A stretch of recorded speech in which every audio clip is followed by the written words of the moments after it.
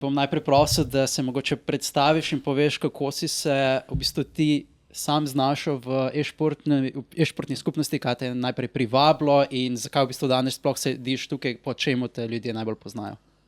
Ja, hvala za povabilo. Vse skupaj se je začelo, da imaš dobrih 10 let nazaj z enim vaših bivših gostom, z Juretom, ko je še vodil LOL Slovenija. In takrat je tedajni komentator Todorović nekako opustil to zadevo in so rabili novega.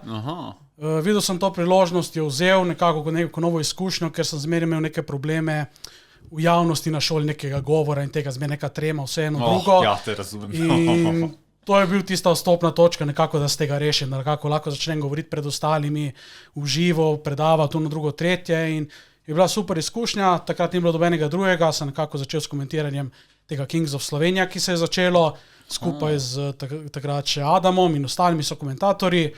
Kot rečem, vse se je začelo z LOLom in potem počasi iz tega se je nekako širilo narazen, bile so dobre dnevi, bili so slabi dnevi, tako da vsega pomalo. No. Bi se motil, če bi rekel, da nekako naša e-športna scena v nekako pravi, je pravo odskočno desko dobilo prav s tem turnirjem Kings of Slovenija, kjer je nekako zbralo v bistvu najboljše semi-pro igralce, ki so potem v bistvu bili zbrani v neki takšni domači ligi.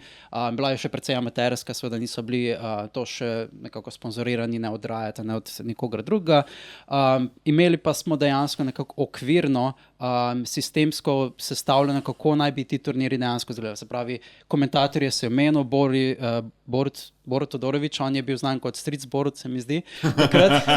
Ja, fakeksi. Ja, on je imel tak zelo karizmatičen pristop in čeprav je bil eden bolj starejših članov tega community, je glih tomu pomagalo, ker je imel pač mislim, da že precej kilometrine, dober je bil v tem in je v bistvu se mi zdi bil to dobro odskočna deska, na kateri si se lahko učil in potem prevzel. Se pravi, ti si prišel notri šele potem, ko je nekako LOL Slovenija šla v zaton, in niso imeli več v bistvu toliko želje razvijati naprej, ampak ti si potem videl priložnost, da stvar še vedno nekako razvijaš, čeprav je na koncu vse skupaj šlo v bistvu nekako v smrt, se mi zdi. Takoj, ko so odšli vsi tisti prvi lastniki, prvi nekako začetniki, je potem zadeva trajala samo še 1 leto, če se jaz prav spomnim. Ko je res? Mislim malo dlje, no. Mislim, da še ni bil vrhunec takrat, ko je še Borut. Mislim, da smo kasneje dosegli, kasneje se je tudi društvo odprlo. Naredili smo prvi offline finale takrat v Ljubljani, v enem od teh študentskih domov, ki smo jih dobili, tudi ogled finala svetovnega je takrat bil skupinski in dobesedno smo zapomnili ono dvorano, kar nas je presenetilo. Delali smo tudi pologlede svetovnega v BTC-ju. To se še spomnim, to je bila legenda. Mislim, da takrat so nekako dosegli pol vrh leto po tem, ko sem tudi jaz prišel, delali piknike in ostale zadeve, tako da je bilo vzpon, ampak padec je hitro zatem prišel, ker rekel, enkrat, ko prije denar v igro, se hitro stvari obrnejo na glavo. Sem čakal, o katerih letih to govorimo?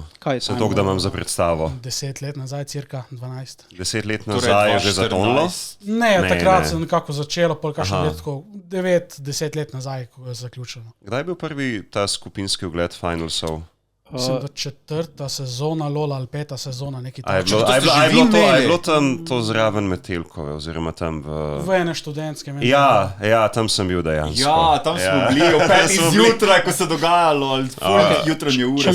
Zjutraj, ne, to pa nisem bil potem. Ne, o 5 zjutraj nisem bil. Če me spominja vara, je bil prvi ogled skupinski v enem kulturnem domu na Trnovem, mislim, da je bil KUD France Prešeren, kjer je pač presenetljivo, ne glede na kako ne rečem, slovensko neorganiziranost te skupnosti, ki ni imela v bistvu neke prave stične točke, sploh ker so se social media začelo in se vse razpršilo zelo, je LOL Slovenija se mi zdi nekako bila kot lepilo, ki je držalo vse te ljudi skupaj in dejansko ful me je presenetilo, da v tistem obdobju so lahko zbrali, ne vem, 1000 ljudi, ki so ga nagnetili v ta KUD France Prešeren, ampak so zbrali toliko ljudi, da dejansko ni bilo dost prostora za vse in so mogli odpreti sekundarno dvorano, kjer se je potem gledalo to finale. Finale pa mislim, da je bila 4. sezona, ker je bilo finale med T1 oziroma Mislim, da je še bila SKT. 3. sezona, ker še je bila stara mapa. Ne, SKT pa RNG so se battle, Uzi proti Fakerju. I remember. Spomnim se zaradi tega, ker so imeli tudi na koncu te nagradne igre in Si zadev? ja, sem zadev O, da glavno ne, nagrado. Marko! Ja, mogel Okej. si ugotoviti končni rezultat. Ne, Ja, pred. ja. In nekako sem vedel, ok, SKT bo Zmagal. začel zelo močno, potem pa bojo tretjo igro trolali in bojo izgubili, kar se je zgodilo, in pol itak pripeljejo home, right? Ja, to se je zgodilo in so zmagali, ampak ljudi je bilo pa tam 1000 za tisti prostor, what the hell. Za tako nišno zadevo še tisti čas. Je bilo to obdobje že takrat, ko si ti sodeloval ali si šele kasneje prišel noter? Počasi se je začel delati. Jaz sem naprimer z Lolom začel komaj v 3. sezoni, prej sem nekako odlašal z njim, Pravilno. tudi računalnik ni bil sposoben takrat, če je dobesedno razen novih starih iger. Vem, da smo igrali Harry Potterja še na tistem majhnem CD-ju. Ampak ja, takrat se je začelo in tega ogleda se prav spomnim, zato ker smo tudi srečelov imeli in glavna nagrada je bil en kipec lisina, ki ga je pol na koncu nekdo ukradel. To se edino, kar se Kaj? Ja. Da ne!